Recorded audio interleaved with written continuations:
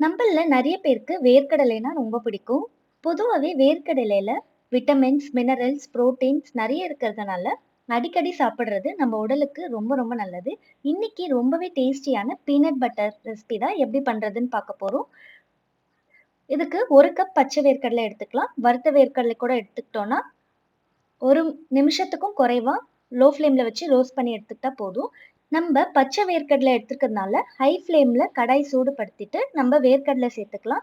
வேர்க்கடலை சேர்த்துட்டு, கொஞ்ச நேரத்திலேயே லோ ஃப்ளேம் மாத்திட்டு, 7 டூ 8 மினிட்ஸ் லோ ஃப்ளேம்லயே நல்லா ரோஸ்ட் பண்ணி எடுத்துக்கலாம். ஒரு கடலைய எடுத்து இந்த மாரி அழுத்தி பார்த்தோம்னா, தோல் பிரிஞ்சு வரும். இது கரெக்ட்டான ஸ்டேஜ். இந்த ஸ்டேஜ்ல நம்ப ரோஸ்ட் பண்ணி வச்சிருக்க வேர்க்கடலைய வேற ஒரு பிளேட்டுக்கு சேர்த்துறலாம். சேர்த்துட்டு நல்லா ஆற வச்சுக்கலாம்.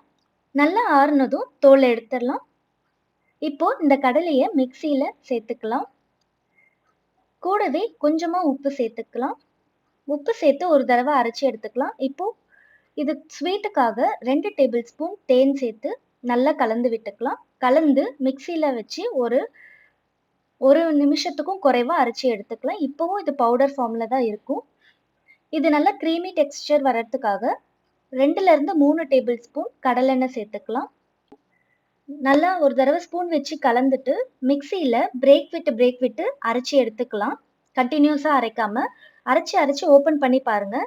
நல்லா இந்த மாரி கிரீமி டெக்ஸ்சர் வர வரைக்கும் அரைச்சு எடுத்துக்கலாம். இப்போ நம்ப சேர்த்த எண்ணெயும், வேர்க்கடலையில இருக்கக்கூடிய எண்ணெயும் பிரிஞ்சு, பாருங்க அப்படியே கடைகள்ல வாங்கக்கூடிய பீனட் பட்டர் மாரியே நல்ல கிரீமி டெக்ஸ்சர்ல ரெடி ஆயிருக்கு. இனி கடைகள்ல பீனட் பட்டர் வாங்கவே மாட்டீங்க. நீங்களே செய்துருவீங்க. அவ்ளோ நல்லாருக்கும்.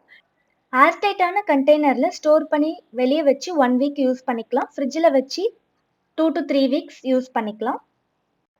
இப்போ இந்த பீனட் பட்டர நம்ம பிரெட்ல சேர்த்து சாப்பிடலாம். மில்க் ஷேக், ஐஸ்கிரீம்ஸ்ல கூட சேர்த்து சாப்பிடலாம். ரொம்ப ரொம்ப நல்லாருக்கும். இதே மாரி பல இன்ட்ரஸ்டிங்கான ரெசிபீஸ் நம்ம சேனல்ல அப்லோட் பண்ணிட்டுருக்கோம். அதுவும் மறக்காம செக் பண்ணி பாருங்க. நீங்களும் இந்த ரெசிபி செய்து பார்த்துட்டு எப்படி இருந்ததுன்னு மறக்காம சொல்லுங்க. இதே மாரி இன்னொரு இன்ட்ரஸ்டிங்கான ரெசிபி வீடியோல நாங்க உங்களை சந்திக்கிறோம். தேங்க்ஸ் ஃபார் வாட்சிங். Happy cooking.